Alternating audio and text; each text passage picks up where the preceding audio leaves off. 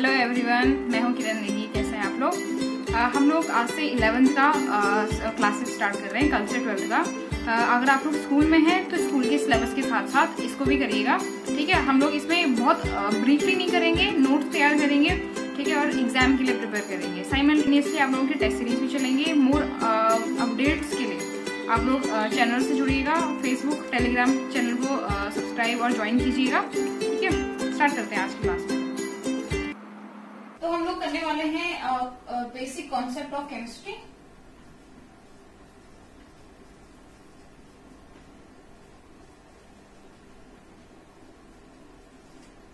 ठीक है, इसमें सबसे पहला जो है, पहले हम बेसिक चीजें करते हैं। मैटर क्या होता है? हम लोग जानते हैं 9th से पढ़ते हुए आ रहे हैं। मैटर जो होता है वो एक तरह का क्या होता है? कोई भी anything which occupied space, have mass, offer resistance. इसके अलावा उसको हम one of the our sense organ, हमारे जो 5 सेंस ऑर्गन होते हैं उनमें से किसी एक सेंस ऑर्गन के थ्रू हम उसको फील कर सकते हैं। उसको क्या बोल देते हैं? मैटर बोलते हैं। मैटर जो होता है वो 2 पार्ट्स में डिवाइड होता है। पहला जो होता है वो कहलाता है प्योर सब्सटेंस, और दूसरा जो होता है वो क्या होता है? मिक्सचर। तो पहले हमें क्लियर ये करना है कि हमने वो किस बेसिस पे इनको डिवाइड किया है। मैटर जो होता है वो प्योर सब्सटेंस और मिक्सचर होता तो है, लेकिन किन रीजन की वजह से होता है। तो इन दोनों में डिफरेंस क्या है? जो प्योर सब्सटेंस होते हैं इनके अंदर जो होता है वो क्या होता है? फिक्स्ड कंपोजिशन होता है। क्या होता है? Fixed composition. इसका मतलब ये है कि जितने भी कंपोनेंट्स इनके अंदर होंगे उनका अमाउंट जो होगा वो क्या होगा? फिक्स्ड होगा पहले से। लेकिन यहाँ क्या होगा? वेरिएबल। ठीक है, ये जो होता है चेंज होता है। कंपोजिशन यहाँ अलग अलग चेंज हो सकता है। ये मिक्सचर की प्रॉपर्टी हुई। दूसरा, इसमें जो कंपोनेंट्स मिक्स हो रहे होंगे, मिले होंगे, वो क्या होंगे? अपनी आइडेंटिटी लूज कर चुके होंगे। आइडेंटिटी लूज कर चुके होते हैं। लेकिन इसमें क्या होता है? इसमें जो कंपोनेंट्स होते हैं, components retain their identity, retain their identity. ठीक है। तीसरा जो डिफरेंस होता है इन दोनों में वो ये होता है कि जो प्योर सब्सटेंस होते हैं वो क्या करते हैं? किसी भी जनरल मेथड के थ्रू हम इनको सेपरेट नहीं कर सकते हैं। यानी हम मैटर को उसके कंपोनेंट्स में क्या कर सकते हैं? सेपरेट नहीं कर सकते हैं। तो इसमें क्या आएगा? Can not be separable, can not be separable. जबकि यहाँ क्या होता है? कुछ फिजिकल और केमिकल मेथड के थ्रू हम लोग क्या कर सकते हैं? मिक्सचर को उसकी कंपोनेंट्स में तोड़ सकते हैं। तो कैन बी सेपरेबल। किन की बात कर रहे हैं हम? उसके कंपोनेंट्स की। बाय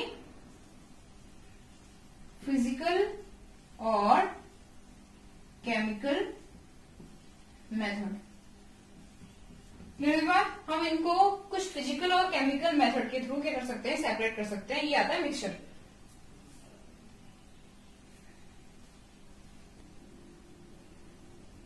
अब नेक्स्ट देखिए प्योर सब्सटेंस। ठीक है, तो प्योर सब्सटेंस जो होता है वो फर्दर डिवाइड होता है 2 पार्ट्स में।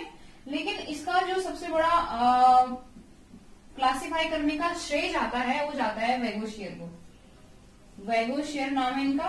ठीक है, इन्होंने क्या किया था? वेगोशियर ने मरकरी कैलेक्स, यानी मरकरी ऑक्साइड बोलते हैं इसको। इसका दूसरा नाम जो होता है वो जिस नाम से इसको जाना जाता है, जो यूज किया था उन्होंने, मरकरी कैलिक्स है। ठीक है, उन्होंने इसको हीट किया तो क्या बना? मरकरी, जो कि रूम टेम्परेचर पे किस फॉर्म में होता है? लिक्विड फॉर्म में मिलता है। ठीक है, और साथ में जो ये टूटता है किसके साथ टूटता है? O2 मॉलिक्यूल के साथ। तो मरकरी, उन्होंने कहा कि 2 टाइप की चीजें हमें देखने को मिल रही है। एक तो ये मिल रहा है जो डिकम्पोज हो रहा है, और इसके बाद जिस फॉर्म में ये टूट रहा है उसके बाद ये फर्दर डिवाइड नहीं हो पा रहा है, इन्हें डिकम्पोज नहीं हो पा रहा है। तो जो डिकम्पोज नहीं हो पाता उनको उन्होंने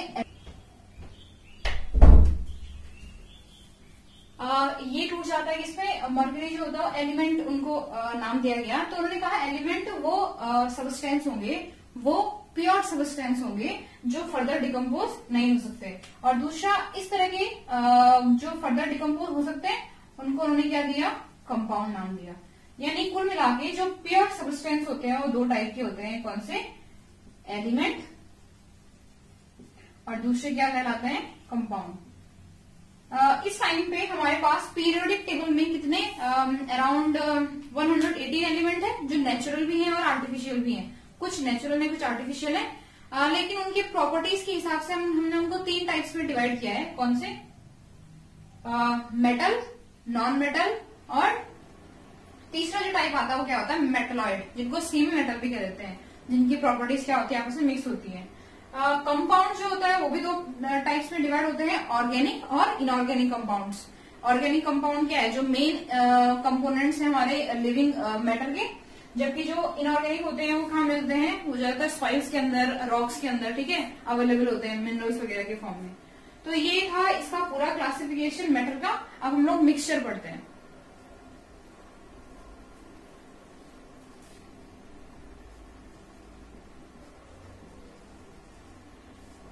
तो मिक्सचर की जैसे हम बात कर चुके हैं, मिक्सचर के अंदर क्या आता है? कंपोजिशन जो हो सकता है वो चेंज सकता है, ठीक है। इसके अंदर भी 2 टाइप के मिक्सचर आएंगे। एक आता है कौन सा? होमोजीनियस, ठीक है, होमोजीनियस मिक्सचर, और दूसरा क्या आता है? Heterogeneous mixture. इन दोनों मिक्सचर में डिफरेंस केवल एक चीज का होता है, वो होता है कंपोजिशन का, और उसी के कारण सारी प्रॉपर्टीज क्या होता है? अपने आप चेंज हो जाते हैं। अब जो है हम लोग देखेंगे different type of mixture. Mixture जो होते हैं वो भी क्या होते हैं? 2 टाइप के होते हैं।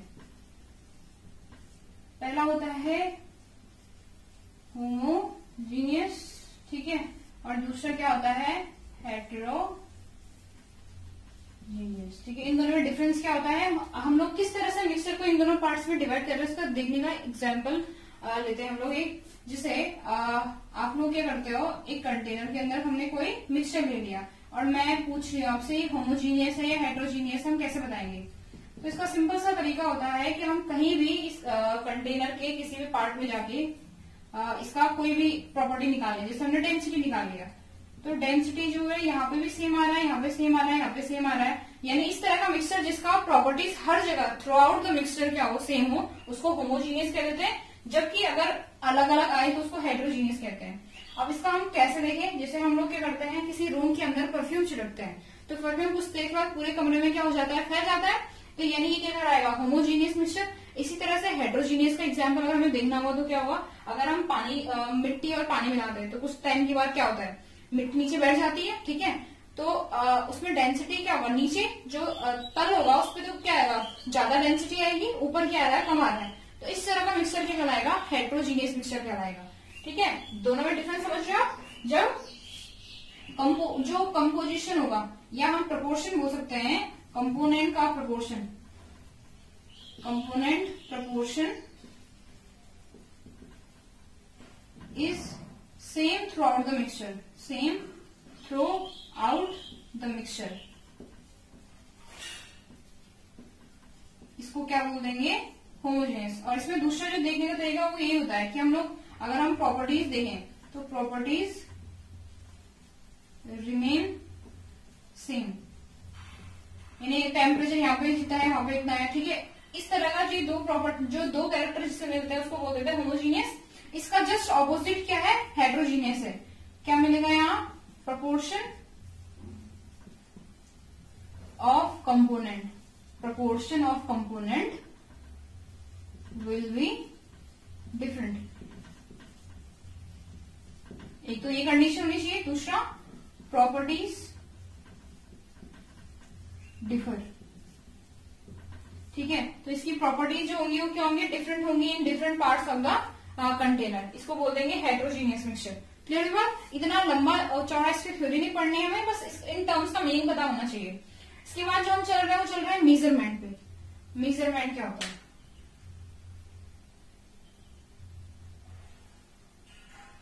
तो हम देख रहे हैं measurement.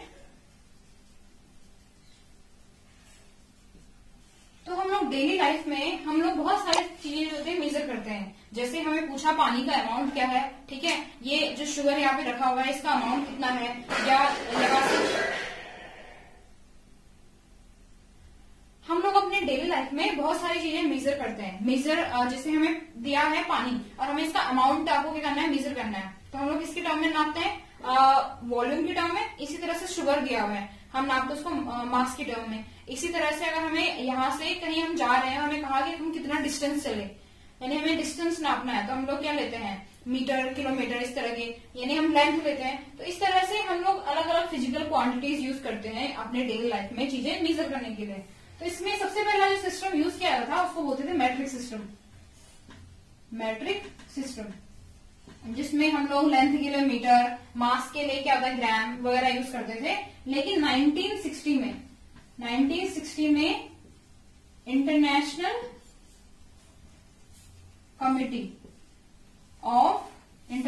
Committee of Weight and Measurement ने इस चीज को चेंज कर दिया। उन्होंने कहा मैट्रिक सिस्टम की जगह पे हम लोग एक ज्यादा सोफिस्टिकेटेड सिस्टम यूज करेंगे, जिसका नाम उन्होंने क्या दिया, international system of unit. International system of unit, इसको एक और नाम से जाना जाता है, इसको बोल देते हैं एसआई यूनिट। एसआई यूनिट, ठीक है। तो हमारे पास जितने भी फिजिकल क्वांटिटी हैं उनमें से उन्होंने 7 क्वांटिटीज को क्या कहा, बेसिक या फंडामेंटल क्वांटिटी, जिनसे छोटे वो नहीं हो सकते या कहीं और से डिराइव नहीं हो सकते हैं, ठीक है। तो इन क्वांटिटीज का नाम क्या है, जो 7 फंडामेंटल क्वांटिटी हमारे पास है। पहला आता है इसमें टाइम, दूसरा आता है मास, तीसरा लेंथ, चौथा टेम्परेचर, पांचवा कौन सा आता है, इलेक्ट्रिक करंट, सिक्स्थ जो होता है वो कौन सा होता है, ल्यूमिनस इंटेंसिटी, और 7th जो होता है वो कौन सा होता है, amount of substance. Amount of substance, ठीक है। ये 7 जो है ये फंडामेंटल क्वांटिटीज कहलाती हैं। इनमें इनका जो होता है अपने अपने यूनिट होती है। जैसे टाइम का होता है सेकंड, जिसको रिप्रेजेंट करते हैं किससे, SEC से, सेकंड। टाइम को रिप्रेजेंट होता है T से। ऐसे मास रिप्रेजेंट होता है M से, और इसका जो यूनिट होता है किलोग्राम। ऐसे लेंथ रिप्रेजेंट होता है स्मॉल l से, और इसका क्या होता है मीटर, M से रिप्रेजेंट करते हैं इसको। टेम्परेचर को जो रिप्रेजेंट करते हैं वो कैपिटल T से करते हैं। तो आप लोगों को एक डिफरेंस याद रखना है, temperature capital T, time small t। Temperature का जो यूनिट होता है वो केल्विन होता है, ठीक है, जिसको रिप्रेजेंट करते हैं K से। इसी तरह से इलेक्ट्रिक करंट को रिप्रेजेंट करते हैं I से, इसका यूनिट जो होता है एम्पियर, जिसको A से रिप्रेजेंट करते हैं। इसी तरह से ल्यूमिनस इंटेंसिटी, इसको किससे रिप्रेजेंट करते हैं, I, और उसके नीचे V लिखा रहता है। इसका जो यूनिट होता है वो क्या होता है, कैंडेला, और इसको रिप्रेजेंट करते हैं CAD से। इसी तरह से अमाउंट ऑफ सब्सटेंस, इसको रिप्रेजेंट करते हैं स्मॉल n से, इसका यूनिट होता है MOLE, मोल, जिसका सिंबल जो होता है MOL होता है। MOL इसका सिंबल होता है, MOL इसका नाम होता है। मोल और मोल दोनों मोल ही है, लेकिन नाम और उसमें डिफरेंस है सिंबल में। तो हमारे पास जो फिजिकल क्वांटिटी होती है वो 2 टाइप में होती हैं। एक तो होती है फंडामेंटल यूनिट, जिनकी हम बात कर चुके हैं, जो क्या होती है 7 होती है, ठीक है। और जो और होती है उनको बोल देते हैं डिराइव यूनिट। डिराइव यूनिट, जैसे इसका पहला एग्जाम्पल है वॉल्यूम। तो वॉल्यूम का अगर हमें यूनिट पूछा जाए तो हम लोग कैसे निकालते हैं इसका, कि वॉल्यूम का फॉर्मूला क्या होता है, length into breadth into height, ठीक है। तो इसका क्या आ जाएगा, लेंथ को हम नापते हैं मीटर से, ब्रेथ को भी हम मीटर से नापेंगे, और हाइट को भी मीटर से, तो क्या आ जाएगा m3। यानी किससे निकल के आया है, मीटर से, लेंथ से निकल के आया है, तो इसको डिराइव करेंगे। इसका खुद का कोई अपना एग्जिस्टेंस नहीं है, किसी और से डिराइव होकर आ रहा है, तो इस तरह के यूनिट की कहलाती है डिराइव यूनिट। इसी तरह से अगर हम एनर्जी का कहें, एनर्जी E इक्वल्स टू क्या होता है mc², ठीक है। तो m यानी मास, मास का क्या हो जाएगा किलोग्राम। C क्या होता है, वेलोसिटी होती है, एक तरह से स्पीड ऑफ लाइट होती है, तो हमें पहले वेलोसिटी का निकालना पड़ेगा। तो वेलोसिटी इक्वल्स टू क्या होता है, डिस्प्लेसमेंट अपॉन टाइम, यानी मीटर अपॉन सेकेंड, यानी क्या हो जाएगा मीटर पर सेकेंड। तो हम इसमें यहाँ पर रख देंगे, क्या हो जाएगा मीटर पर सेकेंड का स्क्वायर।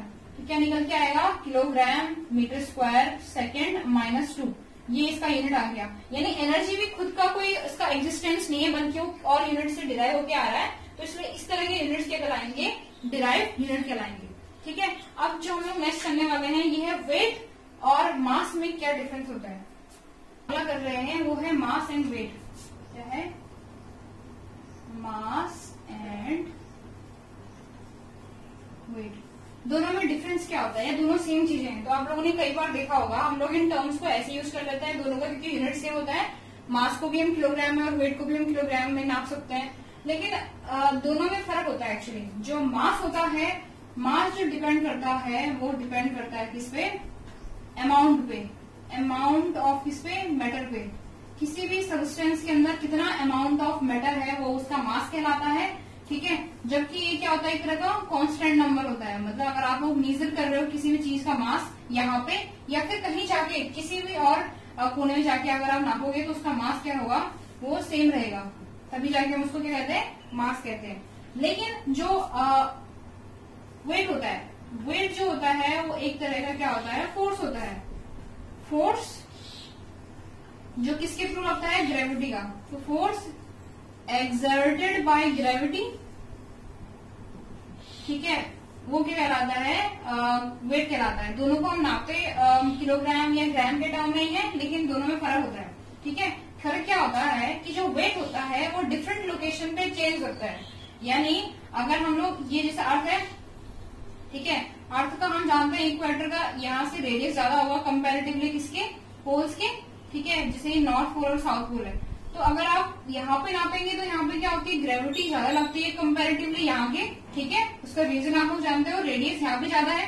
तो अगर हम किसी चीज का, जैसे माना ये कोई एक सब्सटेंस है, इसका यहाँ पे वेट क्या होगा, कम होगा, लेकिन यहाँ पे वेट क्या होगा, उसी का ज्यादा आएगा। यानी जो वेट है वो कांस्टेंट नंबर ना होके क्या होता है, चेंज हो सकता है। आई बात समझ में? तो वेट जो होता है वो एक तरह का चेंज होने वाला नंबर है जो ग्रेविटी के फोर्स पे डिपेंड करता है, जबकि मास जो होता है वो एक कांस्टेंट नंबर होता है। और अगर ए का मास यहाँ पे 1 kg है तो ए का मास यहाँ पे भी 1 kg ही रहेगा, इसलिए वो क्या कहलाता है, एक कांस्टेंट नंबर कहलाता है। तो ये दोनों में डिफरेंस है, मास और किसमें, वेट में।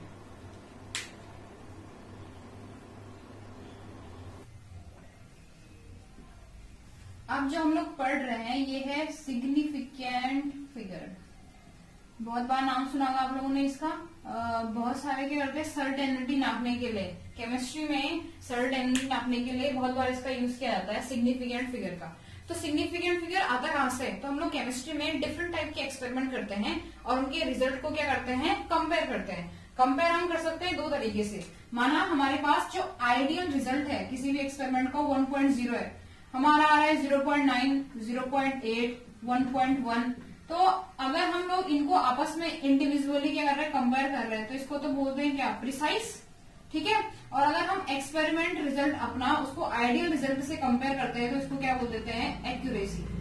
एक्यूरेसी, ये दो टर्म हम लोग ज्यादातर क्या करते हैं, रिजल्ट को मेजर करने के लिए, केमिस्ट्री में एक्सपेरिमेंटल रिजल्ट को मेजर करने के लिए यूज करते हैं। तो लेकिन अगर हमें सिग्निफिकेंट फिगर नापना हो रियल में, तो हमें उसके लिए क्या चाहिए, कुछ रूल्स देखने होते हैं। वो रूल्स कौन कौन से हैं हम लोग वो पढ़ने वाले हैं। रूल नंबर 1, तो फर्स्ट रूल ये कहता है कि किसी भी एक्सपेरिमेंटल रिजल्ट में जितने भी नॉन जीरो फिगर होंगे वो सारे के सारे क्या कहेंगे, सिग्निफिकेंट कहलाएंगे। यानी और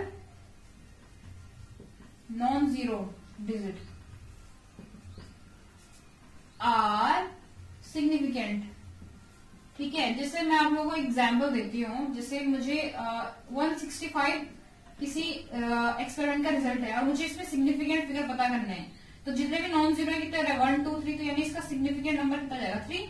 चाहे वो 0.165 हो या 1.65 हो, इसमें तीनों के केस में क्या होगा, 3 ही क्या होंगे, नंबर ऑफ क्या होंगे, सिग्निफिकेंट फिगर होंगे, ये होंगे। 3 से ज्यादा हो सकता है कि जीरो काउंट करना नहीं करना है, हम पढ़ेंगे अभी आगे, लेकिन अभी हमें सिर्फ नॉन जीरो की बात करनी है। तो जितने भी नॉन जीरो डिजिट होंगे वो हमेशा क्या होंगे, सिग्निफिकेंट कहलाएंगे, ठीक है। दूसरा, तो रूल नंबर 2 जो होता है, रूल नंबर 2 उन नंबर्स के लिए है जिनके बीच में जीरो आते हैं। ऐसे नॉन जीरो नंबर जिनके बीच में जीरो आते हैं, क्या हमें उनको सिग्निफिकेंट काउंट करना है या नहीं काउंट करना, उसके लिए आता है रूल नंबर 2। तो रूल नंबर 2 ये कहता है कि the zero between non zero figure count as significant, यानी हम उसको सिग्निफिकेंट नंबर की तरह काउंट करेंगे। ठीक है, यानी इस नंबर में कितने सिग्निफिकेंट नंबर हुए? 4। या हमारे पास 201 लिखा हुआ है, इसमें कितने सिग्निफिकेंट फिगर हो रहे हैं? 3। आई बात समझ में? तो ये सेकेंड रूल इस जीरो के लिए। तीसरा जो रूल होता है वो बात करता है ऐसा जीरो जो लेफ्ट साइड मिलता है नॉन जीरो नंबर के।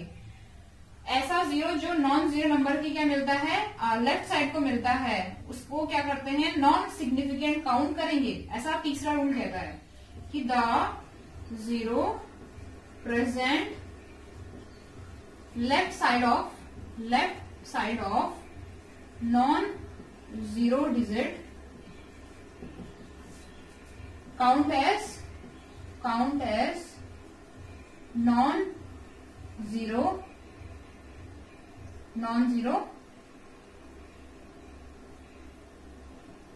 count as not significant। ठीक है, क्लियर हुई बात? का एग्जाम्पल है, जैसे मेरे को एक नंबर दिया है 001, तो अगर मुझे पूछा जाए इसमें कितने सिग्निफिकेंट फिगर है तो कितने होंगे? 1। अगर कहा जाए 0011 तो इसमें कितने सिग्निफिकेंट फिगर होंगे? 2। ऐसे अगर हमें कहा जाए कि कोई नंबर है 1.0110 तो इसमें कितने सिग्निफिकेंट फिगर होंगे?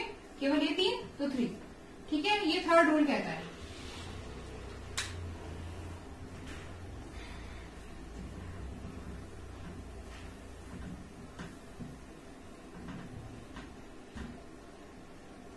ऐसे ही रूल नंबर 4 जो होता है वो ऐसे जीरो के लिए है जो डेसिमल के बाद आते हैं। ठीक है, ऐसे जीरो के साथ क्या होगा? जैसे मैंने लिख दिया 1.00, क्या हम इन जीरो को सिग्निफिकेंट फिगर की तरह काउंट करेंगे? तो रूल नंबर 4 ये कहता है the zero present right side of the decimal count as significant figure. ठीक है, हम उसको किसी तरह काउंट करते हैं? सिग्निफिकेंट की तरह, यानी इसके अंदर कितने सिग्निफिकेंट फिगर होंगे? 3। ऐसे ही अगर हमें लिखा है 1.00023 तो इसमें कितने सिग्निफिकेंट फिगर हो रहे हैं? 1 2 3 4 5 6, तो 6 लाएंगे। क्लियर हुई बात? ऐसे जीरो जो डेसिमल के राइट साइड में प्रेजेंट है उनको क्या बोल देते हैं? Significant.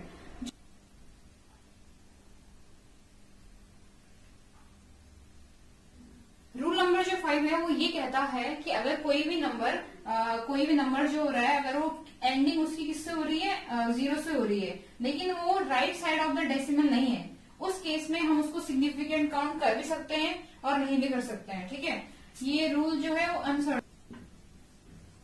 The number ending with 0 या zeros, ठीक है,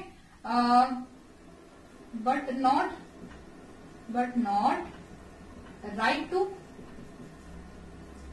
right to decimal can or cannot count as significant। तो सिग्निफिकेंट की तरह काउंट कर भी सकते हैं और नहीं भी कर सकते हैं, यानी इसको हम 2, 3 और 4 सिग्निफिकेंट फिगर कह सकते हैं। तो ये तो अनसर्टेनिटी हो गई। इसको जो साइंटिफिक नोटेशन है वो सॉल्व कर पाता है। साइंटिफिक नोटेशन इसको क्या लिख लेता है? 15 × 10⁻²। यहाँ से इसके अंदर कितना है? 2 सिग्निफिकेंट फिगर है। लेकिन ये रूल जो है अभी तक अनसर्टेन है कि हम किसी भी नंबर को जो एंडिंग हो रहा है 0 से, ठीक है, जिसका एंडिंग क्या है 0 से हो रहा है लेकिन डेसिमल नहीं है उसमें, उस केस में हम उसको क्लियर नहीं कर पाते हैं सिग्निफिकेंट फिगर के रूल के अकॉर्डिंग। इसको साइंटिफिक नोटेशन के थ्रू हम लोग क्या कर सकते हैं? नंबर को सर्टेन कर सकते हैं। ठीक है, क्लियर हुई बात? ये सिग्निफिकेंट फिगर। और हम लोग क्लास आज यही भी खत्म कर रहे हैं इसी के साथ। ठीक है, नेक्स्ट क्लास में हम लोग क्या करेंगे? बाकी बचा हुआ पोर्शन करेंगे इस चैप्टर का।